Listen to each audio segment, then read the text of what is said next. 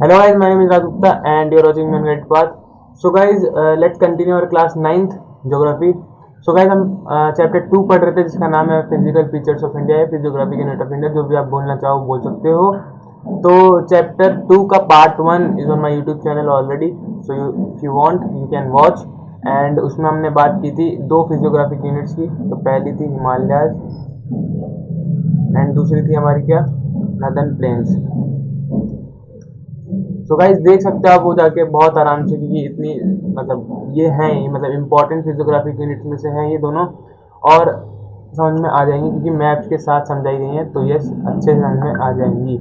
ठीक है, तो ये था इनमें, और इंट्रोडक्शन दिया था कि कैसे ये बनी है, कैसे फॉर्मेशन हुई है। एक वीडियो है जो कि बहुत इंपॉर्टेंट है, उसमें वो भी बताई गई है, सो प्लीज़ जाके देख लेना अगर नहीं देखिए तो।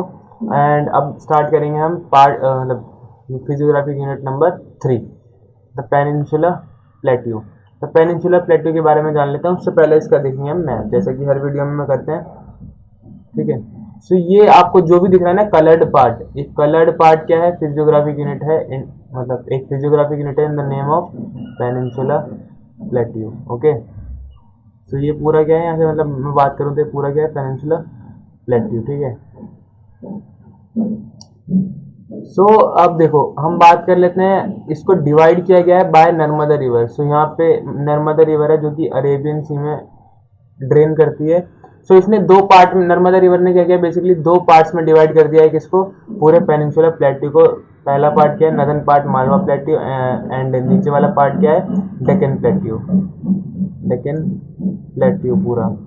और मालवा प्लेट्यू की जगह आप अगर सेंट्रल हाईलैंड बोलें तो ज़्यादा अच्छा है, सेंट्रल प्लेट्यू जो भी बोलना है आपको। ठीक है, दो पार्ट्स में कौन डिवाइड करता है पेनिनसुलर प्लेट्यू को, नर्मदा रिवर।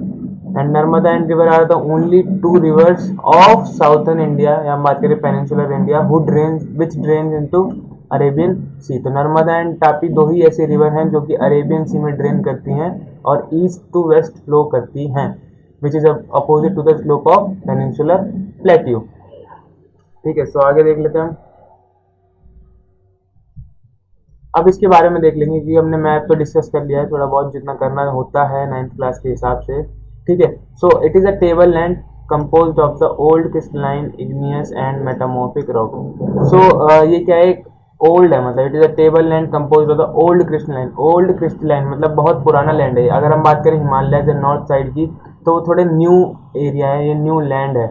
लेकिन अगर हम बात करेंगे पेनिनसुलर प्लेट्यू की तो ये क्या है, ओल्ड क्रिस्टलाइन रॉक से बना हुआ है, जो कि ओल्ड है वैसे भी। ठीक है, तो ये क्या है, ओल्ड एरिया है।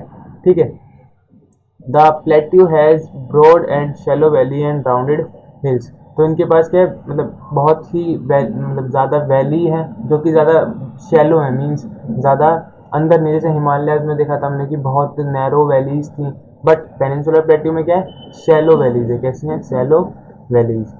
अब बात कर लेते हैं हम हॉकी स्टिक रीजन की। हॉकी स्टिक रीजन क्यों बोलते हैं हम पेनिनसुलर प्लेट्यू को, वो रीजन आपको यहाँ पे मिल जाएगा। ये देखो आपको दिखेगा कुछ ऐसा हॉकी स्टिक की तरह, ये देखो ये दिख रहा है ऐसे, हॉकी स्टिक ही तो होता है ऐसे करके, देखो है ना। तो ये हॉकी स्टिक रीजन भी बोलते हैं हम किसको, पेनिनसुलर प्लेट्यू को। क्या बोलते हैं इसे, हॉकी स्टिक रीजन। तो यहाँ पे होता क्या है, यहाँ पे होता है लो रेनफॉल। क्या होता है, लो रेनफॉल। तो यहाँ पे एग्रीकल्चर भी उसी तरह का होता है जिसमें पानी क्या हो, बहुत कम लगे। ठीक है, तो लो रेनफॉल, जहाँ पे बारिश कम होगी वहाँ पे अलग तरीके का एग्रीकल्चर होता है, जिसको पानी की कमी थोड़ी पानी थोड़ा कम चाहिए होता है, तो इसलिए low rainfall. And second is drought. अब लो रेनफॉल तो ड्रॉट भी क्या है, नॉर्मल सी बात है, तो ड्रॉट भी क्या है वहाँ पे होता रहता है, प्रोन एरिया है ये। ठीक है, ड्रॉट के लिए। सो ड्रॉट, लो रेनफॉल होगा तो ड्रॉट भी होगा, ये तो जाहिर सी बात है। ऐसा नहीं कि लो रेनफॉल है तो हमेशा ड्रॉट होगा, नहीं, डिपेंड करता है आप किस तरह से उस लो रेनफॉल को यूज़ करते हो। पानी कम है इसका मतलब ये नहीं कि हमें सूखा पड़ेगा, लेकिन उस पानी को किस तरीके से हम यूज़ करते हैं उस पर डिपेंड करता है। और हमारी तो पॉपुलेशन भी ज़्यादा है, तो इसलिए जहाँ कम पानी होता है वहाँ ड्रॉट भी पड़ता है। लो सिस्मिसिटी, लो सिस्मिसिटी मतलब सिस्मोसिटी, सॉरी गाइस, लो सिस्मोसिटी मतलब जहाँ पे अर्थक्वेक कम आते हैं। So where the chances of earthquake is very low. तो लो सिस्मोसिटी का मतलब क्या होता है, where the chances of earthquake is very low, जहाँ पे अर्थक्वेक आने के चांसेस बहुत कम होते हैं। ठीक है, तो ये एरिया क्या है, लो सिस्मोसिटी एरिया है। तो आपने कभी सोचा है कि हम हमेशा जो हमारी बड़ी बड़ी इंडस्ट्रीज वगैरह होती हैं वो साउथ में ही क्यों होती हैं?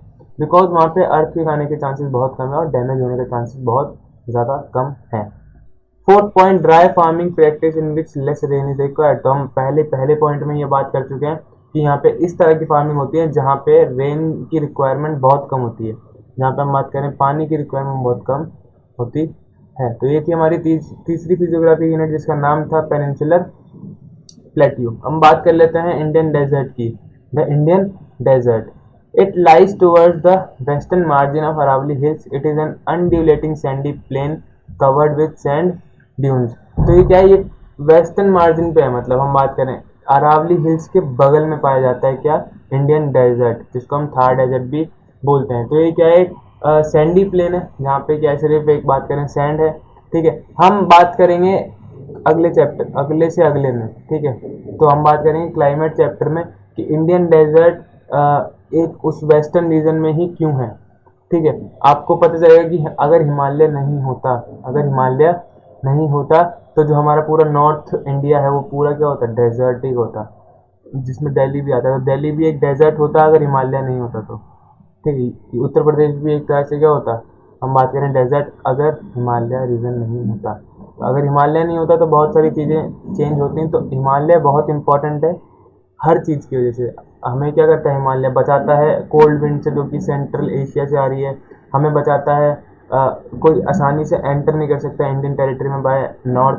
ठीक है, नॉर्थ से एंटर नहीं कर सकता तो फिर साउथ से भी कैसे करेगा, क्योंकि साउथ में तो सी है। ठीक है, तो सी से किसी भी कंट्री पर अटैक करना बहुत मुश्किल होता है, तो इसलिए ये रीज़न भी हो सकते हैं। तो Luni is the only large river in this region. तो लूनी कहाँ की रिवर है, थार डेजर्ट, मतलब बात करें तो इंडियन डेजर्ट की एक सबसे बड़ी रिवर है कौन सी, लूनी।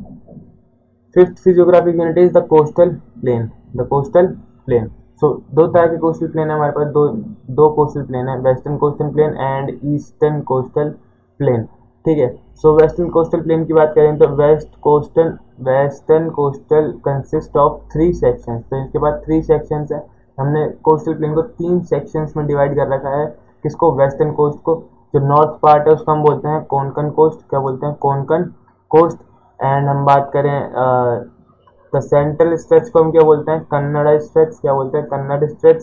एंड हम साउथर्न स्ट्रेच को क्या बोलते हैं, मालाबार कोस्ट, क्या बोलते हैं, मालाबार कोस्ट। तो वेस्टर्न कोस्ट में क्या है, 3 सेक्शन है बेसिकली। जो नॉर्थ पार्ट है उसको हम बोलते हैं कोंकण कोस्ट, सेंट्रल पार्ट को बोलते हैं कन्नड़ स्ट्रेच, एंड जो साउथर्न स्ट्रेच है उसको हम बोलते हैं मालाबार कोस्ट। ठीक है, बात कर लेते हैं 6th फिजियोग्राफिक यूनिट की, द आइलैंड्स। द आइलैंड्स, तो वैसे एक तरह से समरी बोल सकते हैं। ठीक है, समरी बोल सकते हैं, आप इसको पढ़ के जाओगे तो आपके अच्छे खासे नंबर आ सकते हैं अगर आपने एक बार एनसीईआरटी रीड कर रखी है तो। इसके बाद ऐसा नहीं कि आपको एनसीईआरटी रीड नहीं करनी, रीड करोगे तो ज़्यादा अच्छे से समझ आएगा और भी। ठीक है, ए इज लक्षद्वीप आइलैंड। तो लक्षद्वीप आइलैंड क्या है, group of island are composed of small coral islands. तो लक्षद्वीप आइलैंड जो है वो किससे मिलके बना है, स्मॉल कोरल आइलैंड से मिलके बना है। किससे बना है, स्मॉल कोरल आइलैंड से मिलके बना है ये group of island. Second, capital of Lakshadweep is Kavaratti. जो कैपिटल है लक्षद्वीप आइलैंड की वो क्या है, कावरत्ती। ये फाउंड कहाँ पे होता है, अरेबियन सी में। अरेबियन सी मीन्स हमारा जो ये वेस्टर्न पार्ट में होता है। ठीक है, 2 सी है हमारे पास, वेस्टर्न रीजन में हमारे पास अरेबियन सी है और ईस्टर्न रीजन में हमारे पास बे ऑफ बंगाल है। ठीक है, तो Lakshadweep island is clear. B, Andaman and Nicobar island. तो 2 आइलैंड हमारे पास, Lakshadweep and Andaman and Nicobar island. So जो अंडमान एंड निकोबार आइलैंड है bigger in size and are more numerous and scattered. तो ये क्या है, बड़े हैं साइज में और ज़्यादा हैं नंबर्स में। तो ये 500 से भी ज़्यादा हैं, 550 प्लस आइलैंड्स हैं इसमें। और अगर हम बात करें लक्षद्वीप आइलैंड की, तो लक्षद्वीप आइलैंड में ओनली 36 आइलैंड्स हैं।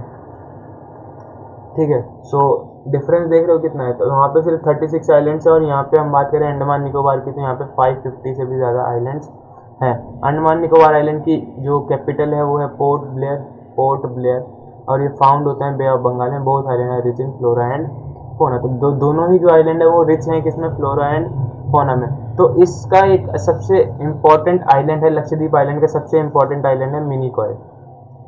मिनिकॉय क्या है, साउदर्न मोस्ट आइलैंड है, कहाँ का, लक्षद्वीप आइलैंड का, southern most island of Lakshadweep, तो इसको बोल सकते हैं हम क्या, southern most island of Lakshadweep. और सबसे ज़्यादा हम बात करें डेवलप्ड आइलैंड है कहाँ का, ये लक्षद्वीप का। और अंडमान की बात करें तो यहाँ पे इकलौता ऐसा एक्टिव वोल्केनो है हमारे जो पाया जाता है, वो है नारकोंडम आइलैंड, ठीक है।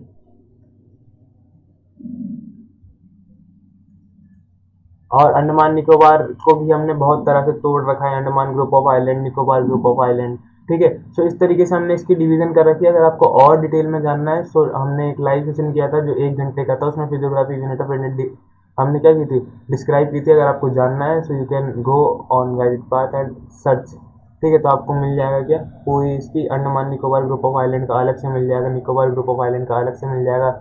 उसकी डिवीजन थी Andaman Nicobar group of Andaman group of island को हमने 4 तरह से तोड़ रखा है, निकोबार ग्रुप ऑफ आइलैंड को 3 तरीके से अलग से तोड़ रखा है। तो बहुत तरीकों से हमने इसे डिवाइड कर रखा है और उसमें हमने हर किसी को अलग से डिफाइन कर रखा है। तो अंडमान एंड निकोबार आइलैंड में हमारा पूरे इंडिया का सदर्न मोस्ट पॉइंट है जिसको हम बोलते हैं इंदिरा पॉइंट, ठीक है। सो ये एडिशनल इन्फॉर्मेशन, तो इंदिरा पॉइंट क्या है, पूरे इंडिया का सबसे साउथ का पॉइंट है, मतलब सदर्न मोस्ट पॉइंट है पूरे इंडिया का इंदिरा पॉइंट, जो कहाँ पे है, निकोबार ग्रुप ऑफ आइलैंड में। निकोबार ग्रुप ऑफ आइलैंड में कौन से आइलैंड में, ग्रेट निकोबार में, कहाँ पे, ग्रेट निकोबार में, ठीक है। तो हमने निकोबार को भी तोड़ रखा है, कार निकोबार, लिटिल निकोबार और ग्रेट निकोबार। तो ग्रेट निकोबार में आता है क्या, इंदिरा पॉइंट। सो इस तरीके से है ये कुछ हमारी चैप्टर नंबर 2 जो कि है फिजियोग्राफिक यूनिट ऑफ इंडिया, जिसमें कि हमने 6 physiographic unit of India cover की है। पहला था जिसमें था हिमालय, सेकंड थी हमारी नदन प्लेन, थर्ड थी हमारी पेनिनसुलर प्लेट्यू, फोर्थ था हमारा था इंडियन डेजर्ट, एंड हम बात करें फिफ्थ था हमारा the coastal region, and the sixth था हमारा था आइलैंड्स। तो इन 6 के बारे में हमने पढ़ा, थोड़ा अच्छे से समराइज किया इस सब सारी चीज़ों को, और हमें ज़्यादा तकलीफ भी नहीं हुई इसे करने में। सो ये था हमारा क्या, chapter number 2 of class 9th geography, ठीक है। सो इतना ही था आज की वीडियो में। So thank you for watching my video. If you like the video please share it with your friends, ठीक है। So thank you, bye bye.